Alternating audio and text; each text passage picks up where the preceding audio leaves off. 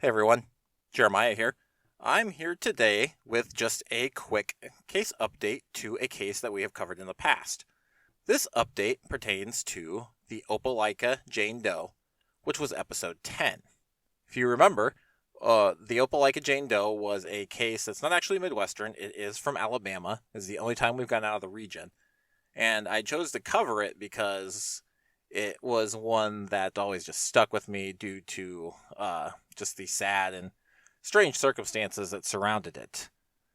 But today, there was a press conference with the Opelika Police Department, and they announced both a name for the Opelika Jane Doe, as well as suspects who were in custody.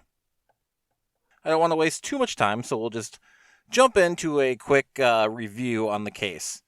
So, the Opelika Jane Doe was a Jane Doe that was found in the Brookhaven Trailer Park in Opelika, Alabama on January 28, 2012. The remains found were partial remains, which included a skull and some hair. Found also was a pink shirt with heart buttons. Forensic testing on Jane Doe was able to identify her as a young African American female between the ages of 4 and 7. She had a damaged left eye and had been severely neglected and malnourished before her death. After the discovery of her body, clay facial reconstructions would be released as well as eventual photo composites. Members of the Greater Peace Baptist Church in Opelika would note the resemblance between the reconstructions and a young girl who had attended vocational Bible school at the Greater Peace Baptist Church in 2011. Photos of the girl would show a young African American female who appeared to have the same eye defect as Jane Doe. Church members would state that the girl did not interact with the other children much. Unfortunately, records were not kept for attendance, and many children were just picked up and bussed in or dropped off by parents, so the young girl's identity was still unknown. The photos would be released to the public, but would garner no leads. In recent years since then, Opelika Police would partner with Ortham Incorporated, who used an advanced familial DNA testing technique called forensic grade genome sequencing. This would lead to the identification of Jane Doe's father.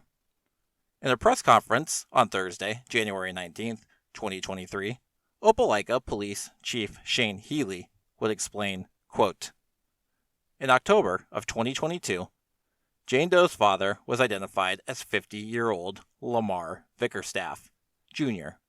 Mr. Vickerstaff was born and raised in Opelika, Alabama, before enlisting in the U.S. Navy. During his lengthy Navy career, he resided in Norfolk, Virginia, Honolulu, Hawaii, and Jacksonville, Florida.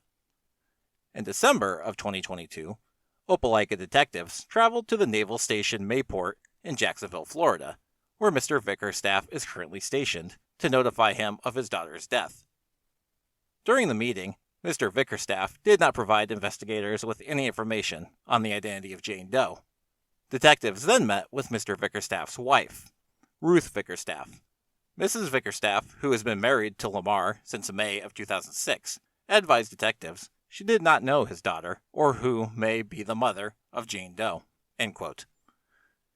In December of 2022, investigators would meet 37-year-old Sherry Wiggins, who was confirmed to be the mother of Jane Doe, or as we now know her, Amore Jovia Wiggins, born January 1st, 2006.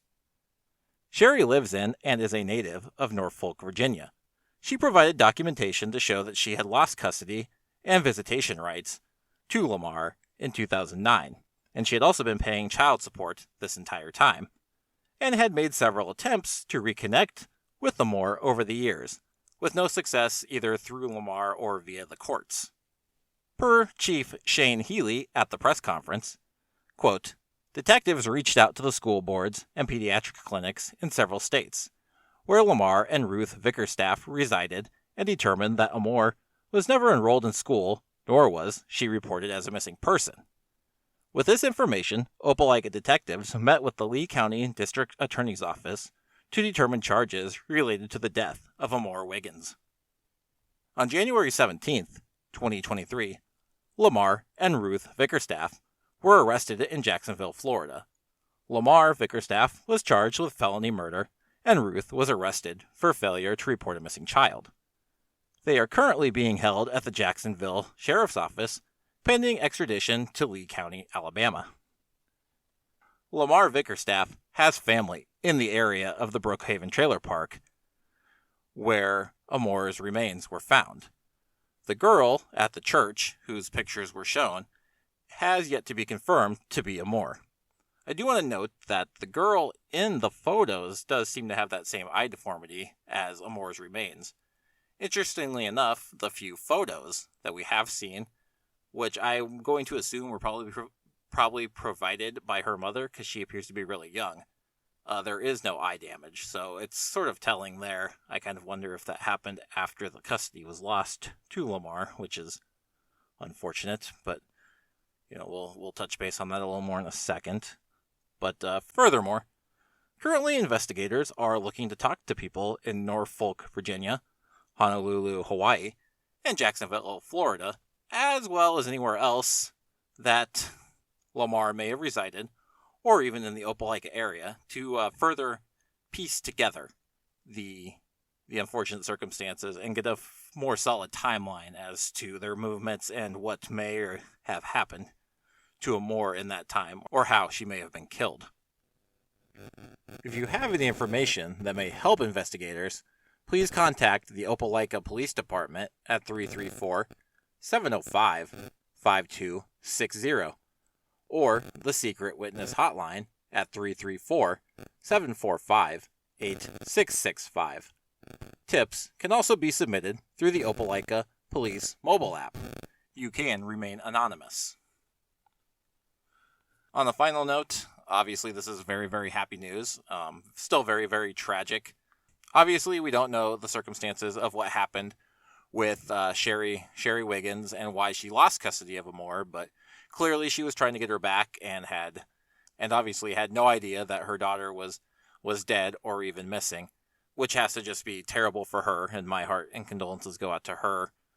Furthermore, obviously, this young girl, there's still just a lot to figure out. She clearly suffered a lot and was not treated well after being placed with her father and stepmother, and there's still a lot of questions to be answered. And regardless of what you might think of police or anything like that, I know we've criticized them plenty, I have to really, really I really have to commend the Opelika Police Department here. In all my research and all my cases, I think really the St. Louis Jane Doe might be the only other case, I think, with the police department that's really just been dedicated to, a little girl that they don't know.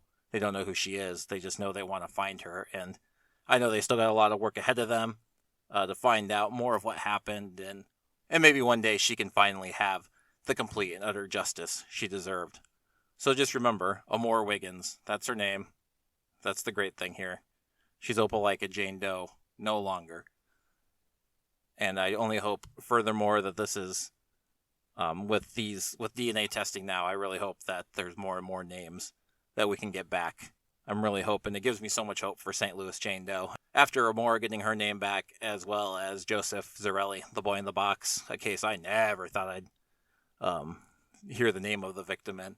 So it's a very exciting time. It's still a very sad time, knowing what this young girl went through, as well as other victims. But I think there's light on the horizon, and hopefully we can see more. But that's all I got for now. So I will see you guys all next week.